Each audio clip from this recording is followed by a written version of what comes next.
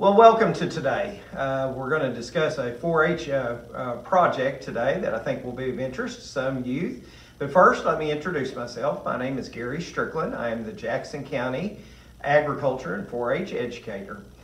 And it's my pleasure to be with you today. But to get into our 4-H project today that we're going to look at, we're going to talk about vermiculture with our 4-H youth. In particular, we're going to talk about vermicomposting, or composting with worms. And as we start out this project, one of the resources that I'm going to start from the very beginning and show folks is a fact sheet that OSU has. It's BAE 1742. And it's called Vermicomposting, or Composting with Earthworms. And it's a very good fact sheet. It's very concise, offers a lot of information on how to establish a vermicompost box with earthworms. Okay, so today we're going to talk about the basics of establishing a worm composting box. There are other information that actually goes along with this, but again today we're just going to talk about the basics of establishing a box. First thing is going to be choosing and making your bin. And you'll see here on the table that I have two different types of bins. One that we have a larger bin that's just a plastic tub that we bought.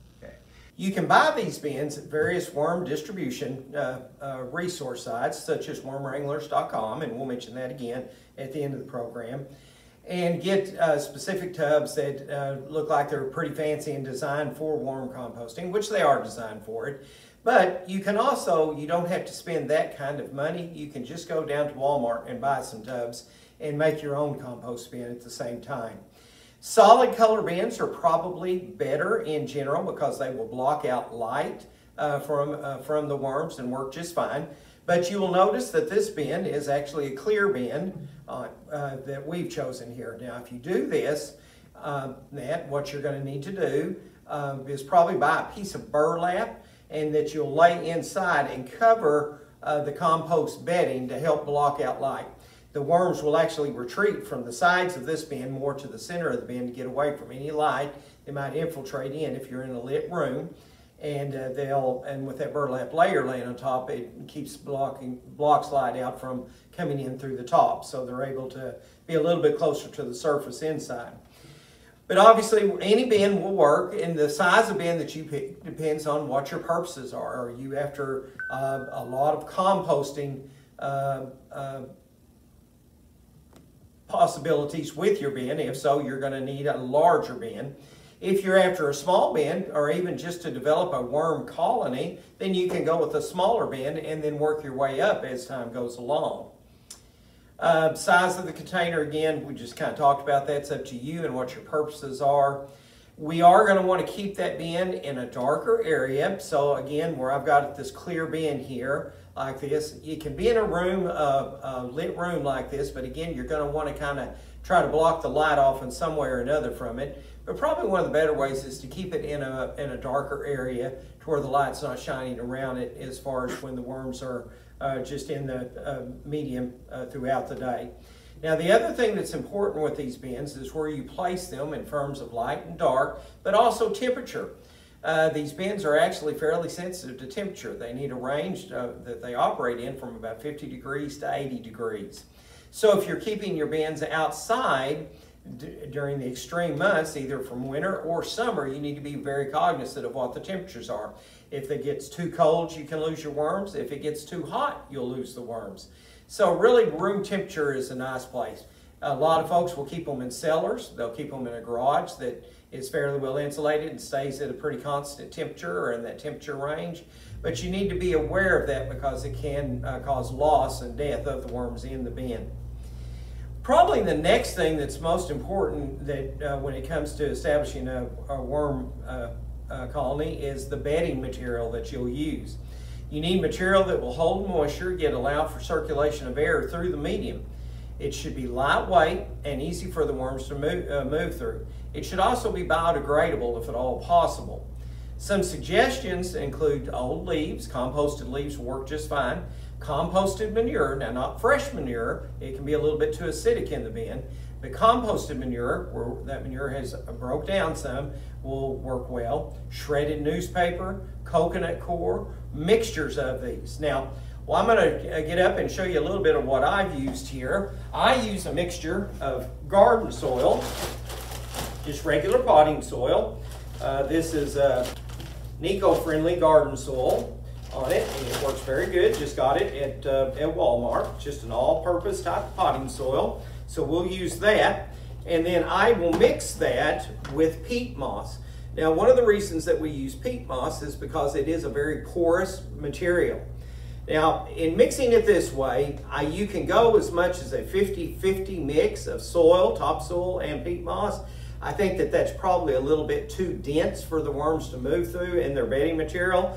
I prefer to go no more than 40% topsoil, actually even just 30% topsoil, and 60 to 70% peat moss. Allowing again for that the movement and circulation of air through that material for the worms.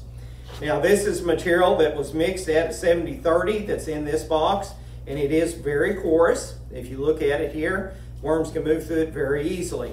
And one of the reasons that I like peat moss too is that it holds moisture well. You want to keep the worm bin, the medium, damp. You don't want it soaking or sitting in water. If the medium is sitting in water or is soaked on that, you create an anaerobic environment, which is an environment without oxygen, and the worms can't respirate. So we want to keep the medium damp and moist, but we don't want to keep it soaked or sitting in water, because that'll cause death of the worms on it. So, and again, this is material that we've used in our vermiculture program in the past, and using both peat moss and topsoil, and it's worked very well for us in that. And you can see the type of bins. We talked about bins. This was a large, what we call a breeding box, where we put worms in and allow them to increase so we could spread the worms to other boxes. And then this was a box in which my granddaughter actually made her worm composting farm and just took home with that. I think one thing that I actually forgot to mention when we were talking about the boxes is that once you get these crates, you will need to drill holes around the top of them to create places for air to be able to get in and move through the box, and the same thing for the little box as well. Okay, moving from that, let's talk about what to feed the worms. Worms will eat an amazing variety of food, most non-greasy, non-dairy, non-meat organic materials. Some of these materials can include shredded newspaper, coffee grounds, vegetable and fruit scraps, bread, certain whole grain dry cereals, not rice because of the pectin in rice. You can use like whole corn flakes or oats. Those work very good. Try to stay away from the sugar frosted flakes, things like that on that. So most of the dry cereals can be utilized. That's what we used a lot in our program, and just took a roller pin and crushed them up, and then create a layer in the bin for them to feed on. A pound of active worms will consume about a half pound of food and scraps per day. And that. One thing, if you're putting in food scraps, and there's lots of things from vegetable rinds and things like that can be added in here, but one thing, you don't want to add something that's very acidic. If you acidify the bin and everything, that'll cause death loss in the worm bin as well. Okay, so next we've kind of talked a little bit about what foods you can feed to worms. What type of worms can be used? Our program, we used red wigglers. They tend to be the most common that are used in most bins, but there are other options. You can get night crawlers, African night crawlers, red worms, blue worms, red tiger worms. There's several options out there that can be used, but red wigglers work very good here and are utilized in a lot of different forms in terms of composting and increasing a worm bin with them. So red wigglers work very good from that standpoint. And I think that we've kind of talked about making your bin, bedding material, what to feed your worms, what types of worms can be used. I want to finish up with just some simple resources here. One is called Worms Eat My Garbage. It's a book by Mary Applehoff, and this can be purchased through wormwranglers.com. And another book is called Recycle with Earthworms, The Red Wiggler Connection by Shelley Grossman and Toby Weitzel. Again, this one can also be purchased through wormwranglers.com. And I've mentioned wormwranglers.com several times now. They're also a resource for you to be able to buy your worms and purchase those for your worm colony, and they're really not that expensive. They work real well with our youth programs in doing that. So I think with that, this again has been a very concise and short effort just to bring you into the the possibility of vermicomposting with your 4-Hers and developing that program. Again, thank you for joining us today in our Vermiculture 4-H program. If you have any questions, please contact your local county extension office for more information. Thank you.